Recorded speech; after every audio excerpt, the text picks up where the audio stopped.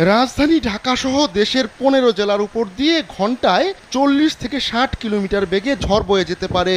একই সঙ্গে বজ্রসহ বৃষ্টিও হতে পারে। রোববার দুপুর ১টা পর্যন্ত দেশের অভ্যন্তরীণ নদীবন্দরগুলোর জন্য দেওয়া পূর্বাভাসে এ তথ্য জানানো হয়েছে। আবহাওয়ার পূর্বাভাসে বলা হয়েছে, রাজশাহী, পাবনা, বগুড়া, টাঙ্গাইল, ঢাকা, ফরিদপুর, যশোর, কুষ্টিয়া, খুলনা, বরিশাল, পটুয়াখালী, নোয়াখালী, কুমিল্লা, চট্টগ্রাম এবং কক্সবাজার জেলার উপর দিয়ে দক্ষিণ অথবা দক্ষিণ পূর্ব দিক থেকে ঘন্টায় ৪৫ থেকে ৬০ কিলোমিটার বেগে অস্থায়ীভাবে দমকা অথবা ঝোড়ো হাওয়া বয়ে যেতে পারে।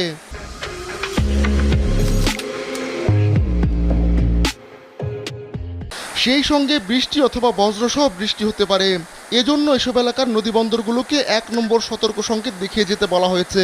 অপর এক পূর্বাভাসে বলা হয়েছে, বাংলাদেশের দক্ষিণ পূর্বাংশে অবস্থানরত নিম্নচাপটি ঘনীভূত হয়ে স্থল গভীর নিম্নচাপে পরিণত হয়েছে, যা বর্তমানে পশ্চিমাঞ্চলে অবস্থান করছে।